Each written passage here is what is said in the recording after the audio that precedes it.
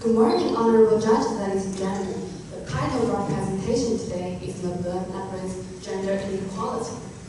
Do you know that women have to pay taxes for their vagina?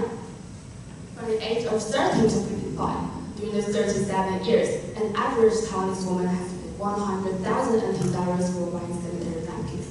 But guess what? 5% of the business tax is actually included in the 100,000.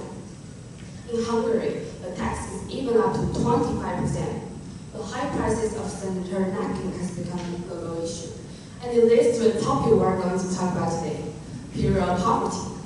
Period poverty means females don't have access to sanitary products, and they're unable to manage the period with dignity.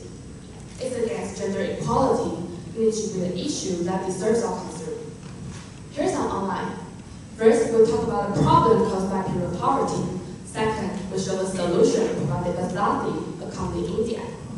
Last, we will show our actions. As we mentioned, period poverty also is the problem that women do not have enough money to afford their periods. In India, 12% of the women cannot afford sanitary napkins. Kenya is the first country that canceled the tax on sanitary napkins, but ironically, most of the women in Kenya still cannot afford it. In Kenya alone, 50% of the school-age girls do not have the access to the sanitary napkins. Period poverty also closely related to health.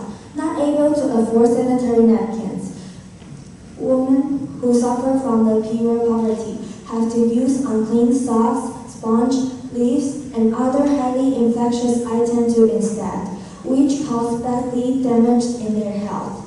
What's worse, some of the women in India even have to move their uterus just to stop period. It causes not only physical damage but also mental problems such as anxiety and depressions.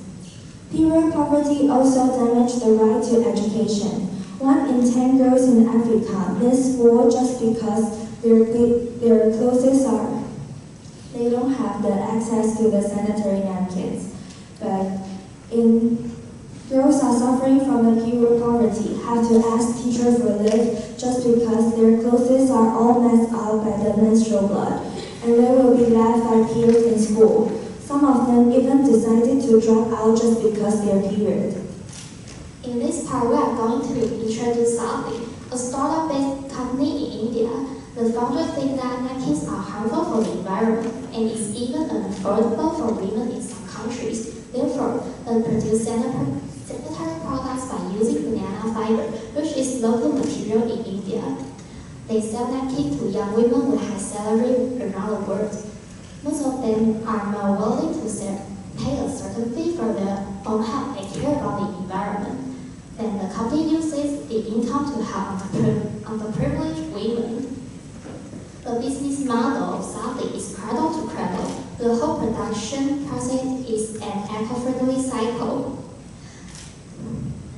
Now we like to make a comparison between banana fiber napkins and plastic napkins. For this table, we can see that compare plastic napkins.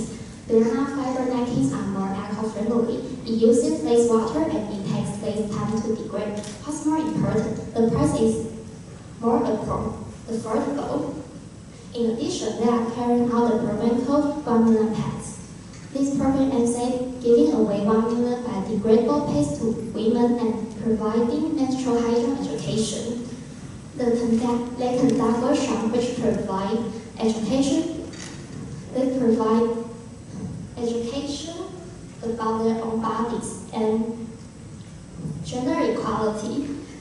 Gratefully, they have reached out of hundreds of women during workshops and plan on conducting more in the future. Now we are talking about our actions. First is to have low-cost women in Kenya. Second is to raise teenagers' awareness about gender equality in Taiwan. And there is our plans. We can cooperate with local NPO or VYA, which is a large international overseas volunteers organizations.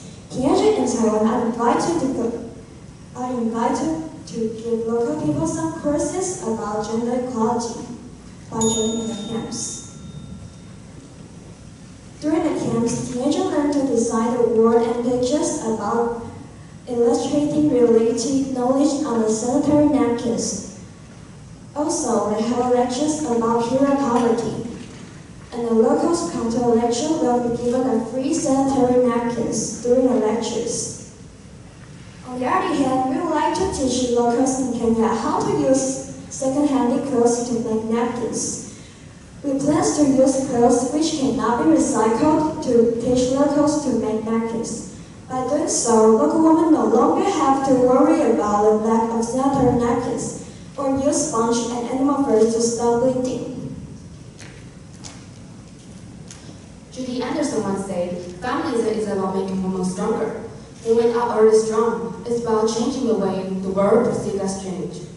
We need to believe that there must be actions that we can make to do this world a better place. Thank you for your time and attention.